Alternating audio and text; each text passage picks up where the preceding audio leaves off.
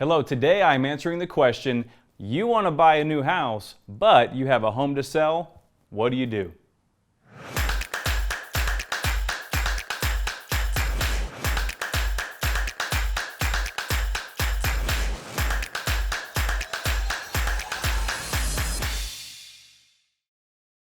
Hi, I'm Matt Farnham here, back with the Real Life at Level 10, where I share insights on real estate, leadership, and personal growth. So, you want to buy your next home, but you have an existing home. So how do we do that? Well, obviously there's two major ways that we could go about that. You could sell your existing home first and then go house shopping, or you can buy the next home first and then sell your home after that. So this week we're going to talk about what it looks like to sell first and then buy. So where do you start? First thing you're going to do is, of course, get with a great realtor that you know and trust that can be a professional guide for you through this process. That realtor will do a market analysis for you, really discover what your home should sell for in this market, come up with a marketing strategy and plan, of course, and then ultimately figure out how much equity will you get out of your home that you will have to work with towards that next property. After that, you're going to want to get with a great mortgage professional. I recommend a local lender that knows the market and how to navigate all these moving parts you'll have with a buy and sell transaction going on at the same time. But with that equity that you've identified in your property, you'll get that information to the lender and of course get a good dialed in budget of how much you can go house shopping for based on criteria, parameters, and of course the budget that you're comfortable with. The next thing you're going to want to do is probably go see a few homes. Even though you're going to sell your home first, it's very important that you make sure that if your home sells or when it sells, that you feel pretty good about finding something that you're going to be excited about. Because once you go under contract on your home sale, there is no going back on that. So make sure you feel good about what's the next step for you. All right, so the next thing we're going to do is, of course, start marketing your property. So your home's going to come on the market. You've already gone through the process of staging it, getting it professionally photographed and videoed and all that great stuff. We get it on the market with an effective marketing plan, and then we negotiate for a great contract with the buyer like any other home sale would take place. However, when you are negotiating that home sale contract, it's important to think about the next step. So the next thing, of course, is you need time to go house shopping, because the ultimate goal, or one of them at least, is to try and avoid moving twice. Now, all the time that your home's on the market, you could be looking at properties.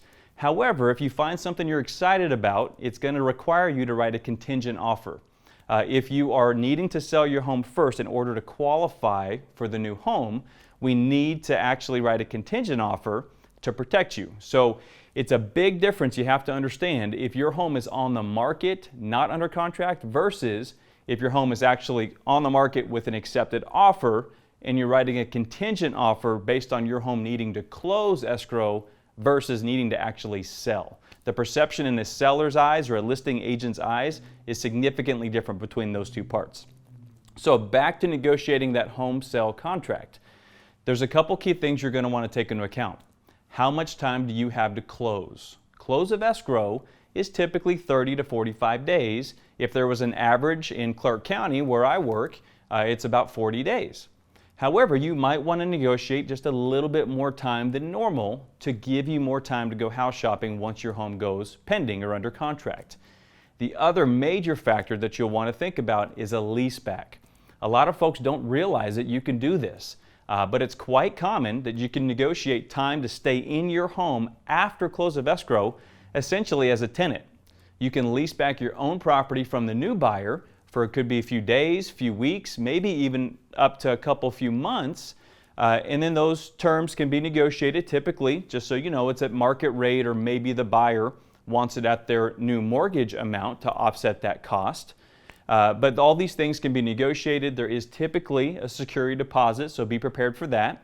Oftentimes you'll see it maybe be $1,000 in our market, or maybe equal to whatever that monthly rental rate is, just like any other property. And very important process is make sure there's a lease agreement in place, something in writing to make it very clear who's responsible for what. If something goes wrong, if the air conditioner breaks, who's responsible?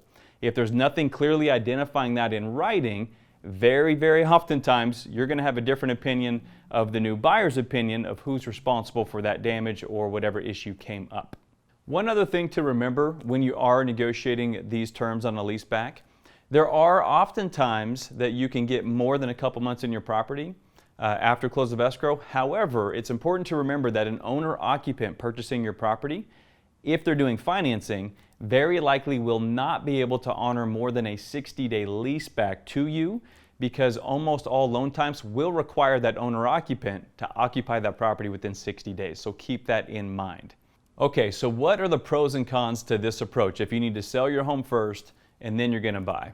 Well, the cons with this is, one thing I don't love about this is when your home sells, even if you have a longer escrow or a bit of a lease back, at the end of the day, you do still have a deadline where you're making a major decision and probably investing quite a bit of money in this next property.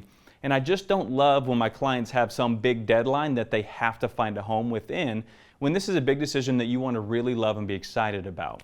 Having that said, we do it all the time, and very oftentimes, almost always, it works out fantastic and we find a great home for a great price, and it's great. However, reality is, yes, there is the chance that we don't find something you love, and you have to go in eyes wide open, understanding you might have to move twice. Maybe that's get into a short-term lease. There's some monthly rentals, month-to-month rentals you can get into, where we will have clients move into furnished rentals. Maybe your belongings go into like a pod or something like that. And then we can take our time, find a home you love, negotiate a great outcome for you, and then we transition into the property from there. So the pros to selling first would be the obvious one. There's no chance of you having to pay 2 mortgages. If you sell first and we know when you're closing, and then you go through that home buying process after your home's already under contract, that home sale is going to close escrow probably days, if not weeks, before that new mortgage is going to come into play. Sometimes even a full month or more. So you very, very unlikely would ever be in a situation where you're paying mortgages on both properties. And the other obvious thing is, of course, you have the equity in hand. When you're closing on that new purchase, you have the proceeds from your home sale in hand to use at its fullest to your down payment and closing costs.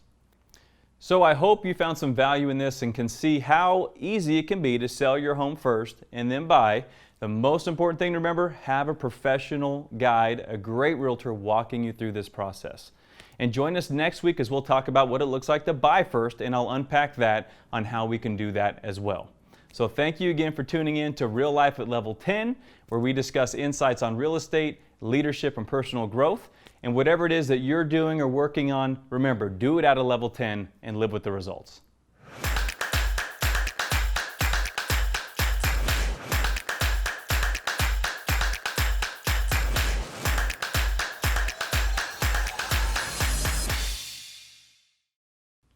This week's episode was filmed at our listing at 848 La Katrine in Henderson, Nevada.